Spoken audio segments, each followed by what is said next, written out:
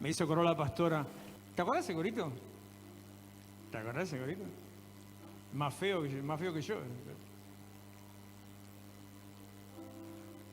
El gozo del Señor mi fortaleza es.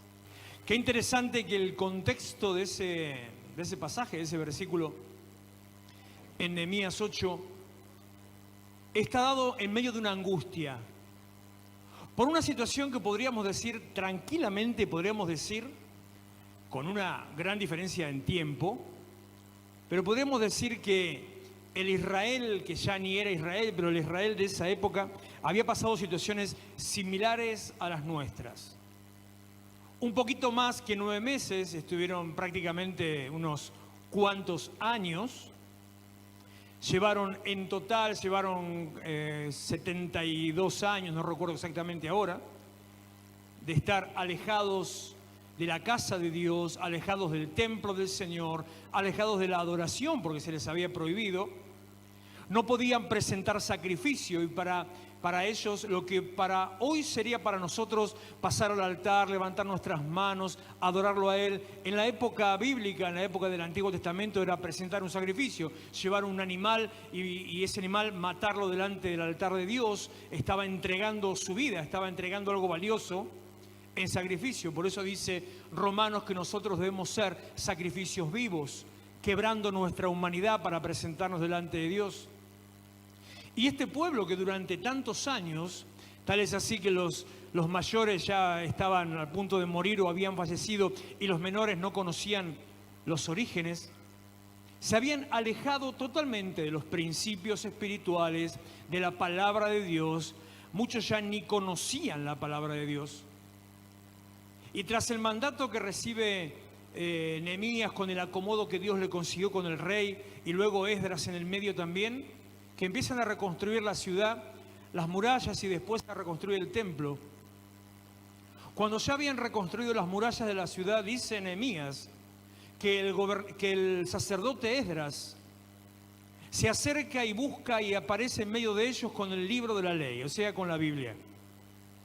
Y juntan a toda la gente a la que estaba ahí, la gente que algunos que todavía vivían en ese lugar, otros que se habían venido con la comitiva, y se juntan en la plaza para escuchar las palabras y a entender, porque no entendían. Entonces Esdras se tomó el trabajo de leer la palabra y explicar. O sea, él iba predicando y enseñando, porque ellos no sabían de qué hablaba. No, muchos, la mayoría, no tenían idea de qué eran esas palabras que le estaba diciendo. Entonces Esdras leía, explicaba. Y a medida que iba pasando las horas, porque estuvieron todo el día así, a medida que fueron pasando las horas e iban entendiendo la palabra de Dios y cuáles eran las cosas que Dios pedía y cómo decía la Biblia, la palabra de Dios, que ellos se tenían que presentar delante de Dios y cómo se tenía que hacer la adoración y cómo se celebraban las fiestas y cómo tenía que presentarse las ofrendas y cómo tenía que hacer la actitud, la conducta del cristiano, digo yo, pero era el judío. De golpe se dan cuenta que habían dejado todo. Se habían olvidado de todo, habían abandonado todas las prácticas y muchas de ellas pensaban que hacían las cosas bien y estaban haciendo cualquiera. Y eso, ante el temor de Dios que generó escuchar la palabra, provocó en todo el pueblo angustia, llanto, desesperación. Entonces escuchaban la Biblia y lloraban y decían: ¿qué me queda a mí ahora? Estaban como Isaías diciendo: ¡ay de mí! Que han visto mis ojos a Dios, soy hombre muerto, ¿qué me queda ahora? Si Dios dice que tengo que hacer esto y yo estoy haciendo esto, ¿qué me queda ahora? ¿Cómo voy a presentarme delante de Dios? Lo mismo dice también el libro de los Salmos. ¿Con qué me presentaré delante de Dios? ¿Cómo voy a hacerlo?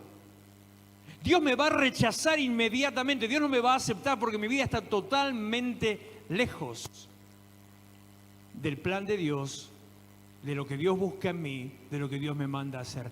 Entonces Esdras le dice: quédense tranquilos, no se preocupen.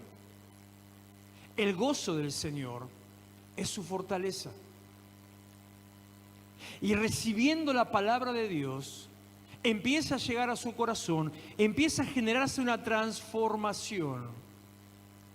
Y Jesús dijo que hay gozo en el cielo cuando un pecador se arrepiente.